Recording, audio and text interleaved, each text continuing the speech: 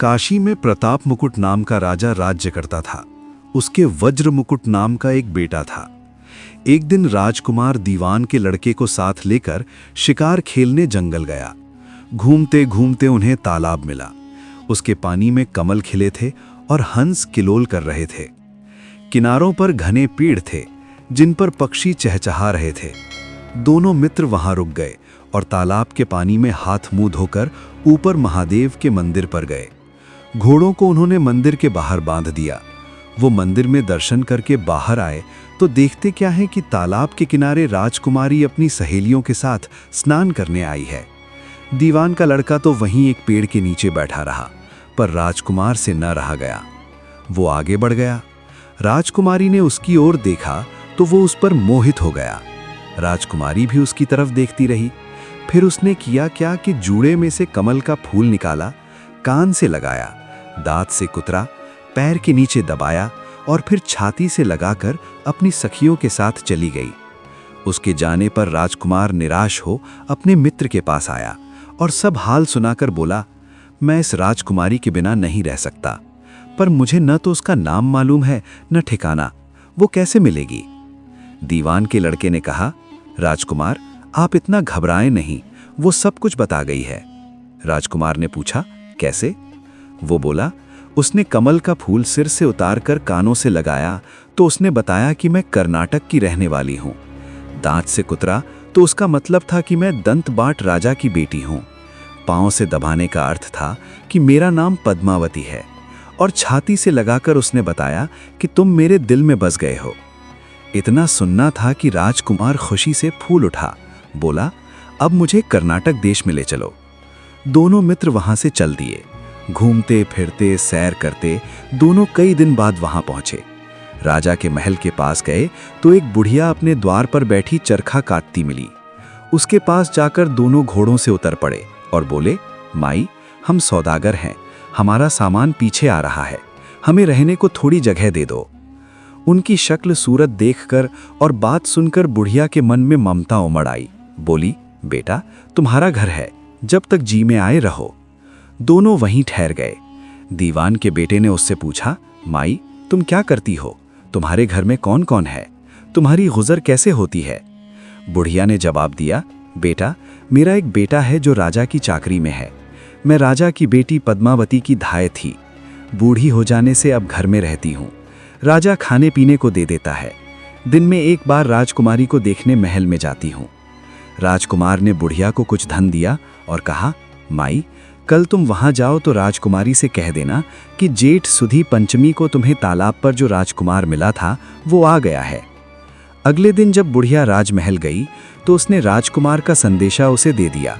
सुनते ही राजकुमारी ने गुस्सा होकर हाथों में चंदन लगाकर उसके गाल पर तमाचा मारा और कहा, मेरे घर से निकल जा। बुढ़िया ने घर आकर सब हाल राजकुमार को कह सुनाया। राजकुमार हक्का बक्का रह गया। तब उसके मित्र ने कहा, राजकुमार, आप घबराएं नहीं, उसकी बातों को समझें। उसने 10 उंगलियां सफेद चंदन में मारी, इससे उसका मतलब ये है कि अभी 10 रोज चांदनी के हैं, उनके बीतने पर मैं अंधेरी रात में मिलूंगी। 10 दिन के बाद बुढ़िया ने फिर राजकुमारी को खबर दी तो इस बार उसने केसर के रंग में 3 उंगलियां डुबोकर उसके मुंह पर मारी और कहा, भाग यहां से। बुढ़िया ने आकर सारी बात सुना दी। राजकुमार शोक से व्याकुल हो गया। दीवान के लड़के ने समझाया, इसमें हैरान होने की क्या बात है? उसने कहा है कि मुझे मासिक धर्म हो रहा है, 3 दिन और ठहरो। 3 दिन बीतने पर बुढ़िया फिर वहां पहुंची। इस बार राजकुमारी ने उसे फटकार कर पश्चिम की खिड़की से बाहर निकाल दिया। उसने आकर राजकुमार को बता दिया। सुनकर दीवान का लड़का बोला, मित्र, आज रात को उसने तुम्हें उस खिड़की की राह बुलाया है। मारे खुशी के राजकुमार उछल पड़ा। समय आने पर उसने बुढ़िया की पोशाक पहनी, इत्र लगाया, हथियार बांधे। दोपहर रात बीतने पर वो महल में जा पहुंचा और खिड़की में से होकर अंदर पहुंच गया। राजकुमारी वहां तैयार खड़ी थी। वो उसे भीतर ले गई। अंदर के हाल देखकर राजकुमार की आंखें खुल गईं। एक से एक बढ़कर चीजें थीं। रात भर राजकुमार राजकुमारी के साथ रहा। जैसे ही दिन निकलने को आया कि राजकुमारी ने राजकुमार को छिपा दिया और रात होने पर फिर बाहर निकाल लिया। इस तरह कई दिन बीत गए। अचानक एक दिन राजकुमार को अपने मित्र की याद आई। उसे चिंता हुई कि पता नहीं उसका क्या हुआ होगा। उदास देखकर राजकुमारी ने कारण पूछा तो उसने बता दिया। बोला, वह मेरा बड़ा प्यारा दोस्त है, बड़ा चतुर है। उसकी होशियारी ही से तो तुम मुझे मिल पाई हो। राजकुमारी ने कहा, मैं उसके लिए बढ़िया बढ़िया भोजन बनवाती हूँ, तुम उसे खिलाकर तसल्ली देकर लौट आना। खाना साथ में लेकर राजकुमार अपने मित्र के पास पहुंचा। वे महीने भर से मिले नहीं थे।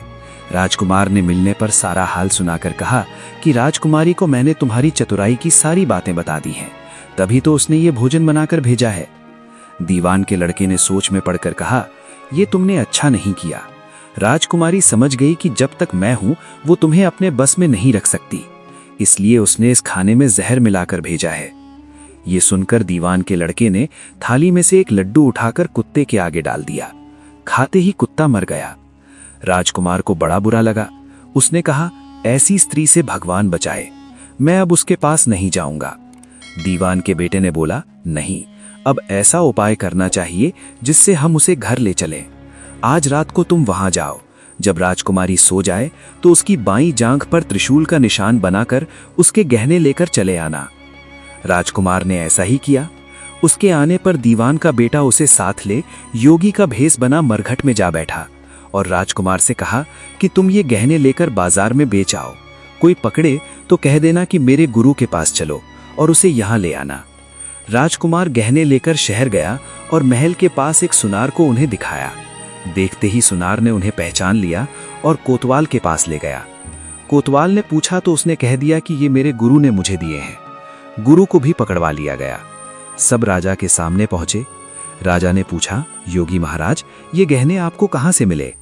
योगी बने दीवान के बेटे ने कहा, महाराज, मैं मसान में काली चौदस को डाकिनी मंत्र सिद्ध कर रहा था कि डाकिनी आई। मैंने उसके गहने उतार लिए और उसकी बाईं जांघ में त्रिशूल का निशान बना दिया।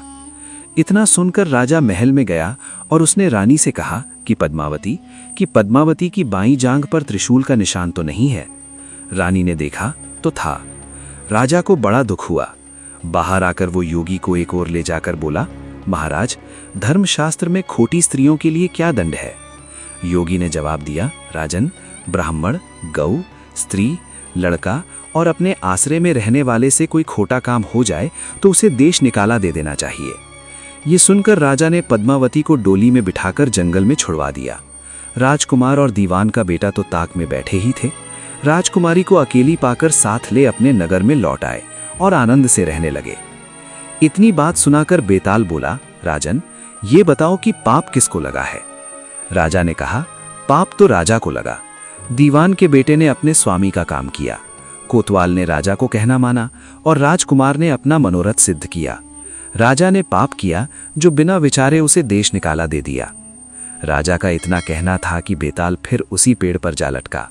राजा वापस गया और बेताल को लेकर चल दिया। बेताल बोला, राजन, सुनो, एक कहानी और सुनाता हूं। इस कहानी का अगला भाग सुनने के लिए हमारे चैनल को सब्सक्राइब करें और बेल आइकन दबा दें ताकि आने वाले वीडियो का नोटिफिकेशन आप तक पहुंच सके।